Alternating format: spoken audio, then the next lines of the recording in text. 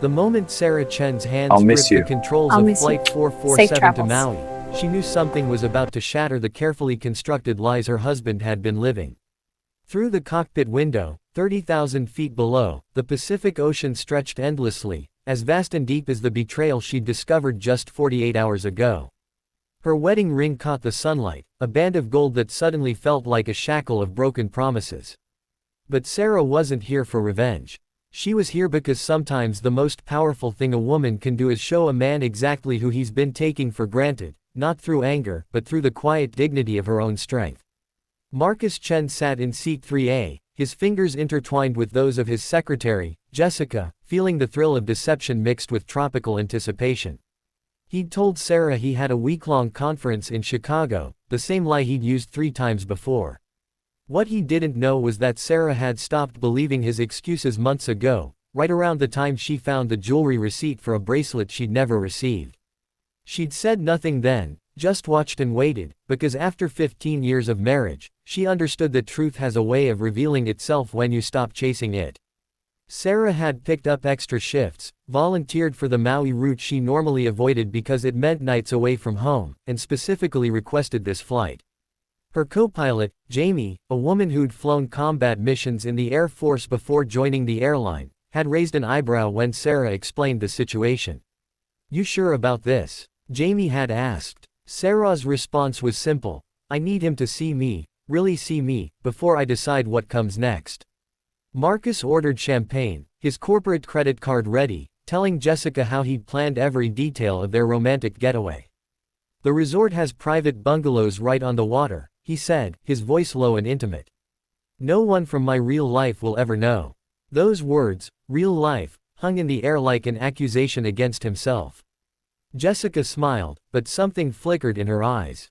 She was 26, ambitious, and had believed Marcus when he'd said his marriage was practically over. She didn't know that Sarah still left notes in his briefcase, that she'd waited up countless nights, that she'd attended every company function with grace even when she felt invisible.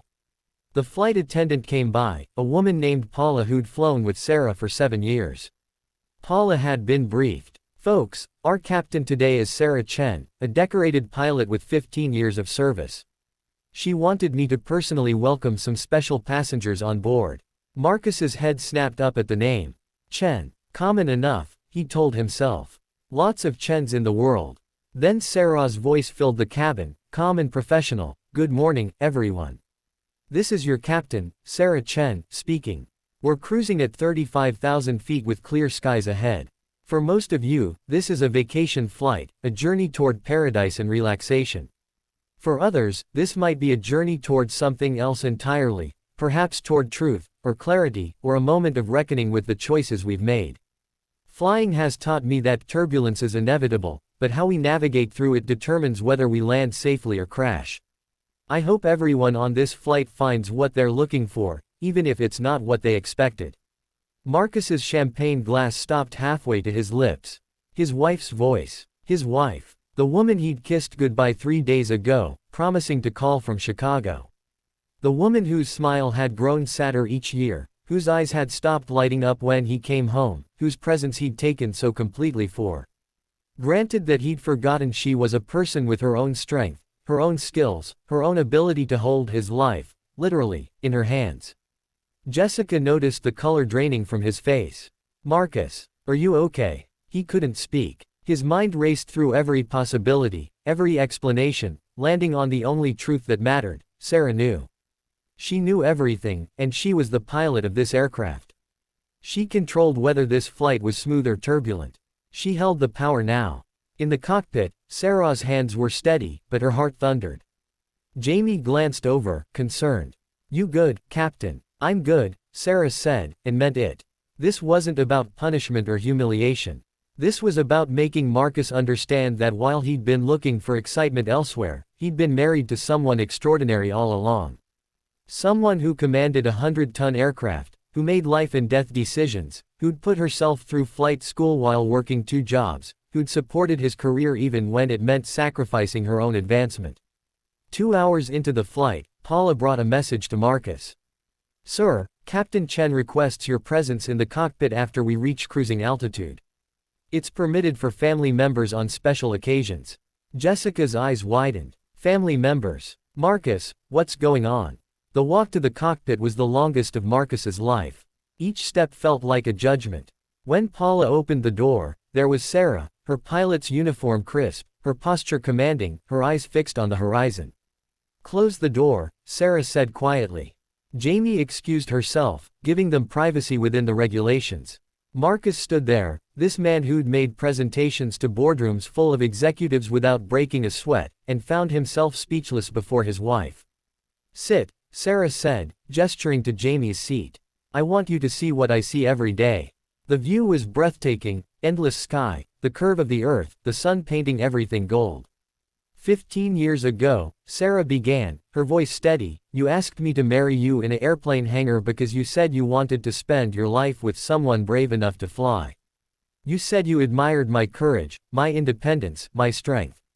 Do you remember? Marcus nodded, tears already forming.